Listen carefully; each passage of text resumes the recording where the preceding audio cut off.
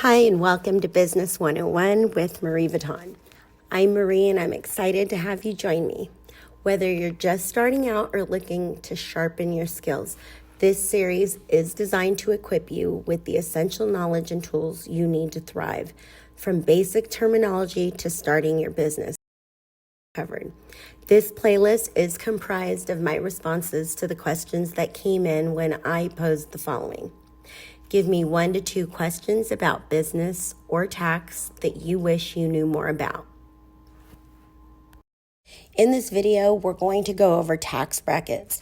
But before we jump in, a quick reminder, this channel is about creating useful content that educates its viewers, and the way we know what topics are helpful to you is by clicking the thumbs up button below and sharing this video with others. And of course, we'd love to hear from you, so drop your questions and feedback in the comments below, and be sure to hit the subscribe button to stay updated.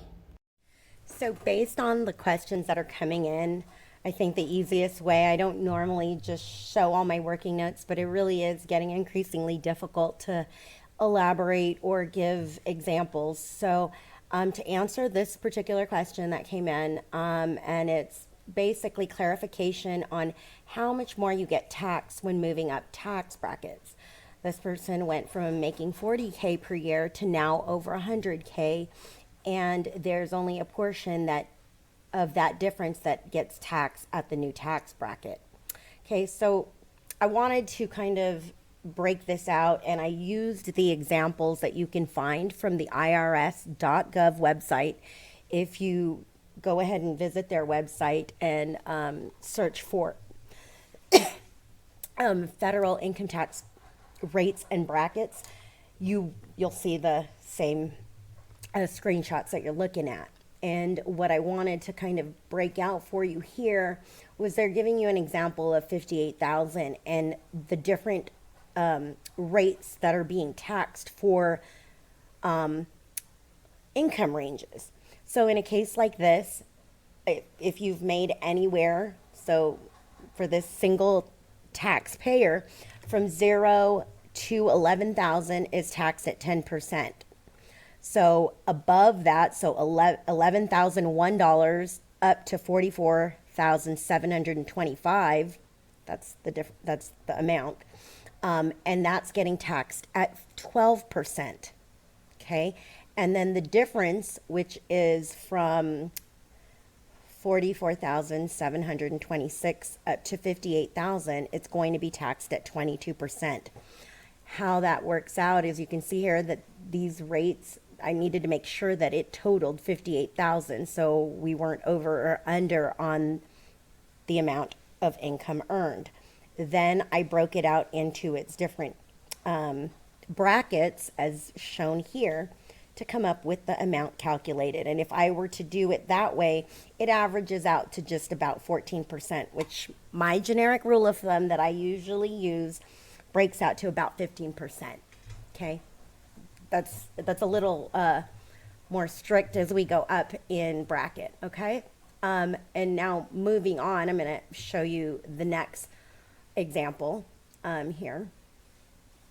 And so for those of you that weren't lost in what I've just said, I went ahead and broke it out, again taking the tax brackets from the irs.gov website, and I went ahead and tried $60,000 as the income for married filing separately, married filing joint, and head of household.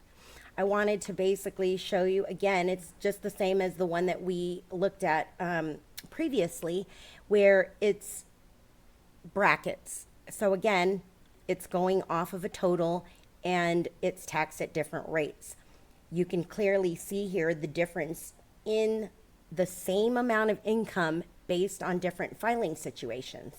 Okay, so not to kind of keep going on and making it a little bit more difficult, because I know not everybody is technically going to grasp all this, but it's to outline and demonstrate the differences, and it's the same income. So there's a lot of different things that come into play when we're talking about a tax return, whether it's personal, business, or otherwise. Okay,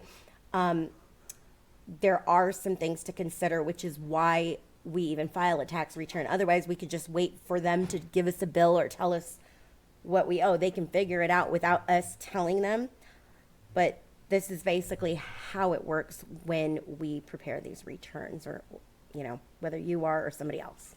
Okay, if you have any questions about what I've said or need further clarification, you can leave them in the comments below. You can email info@mareevuitton.com, or you can visit the irs.gov website. Thanks.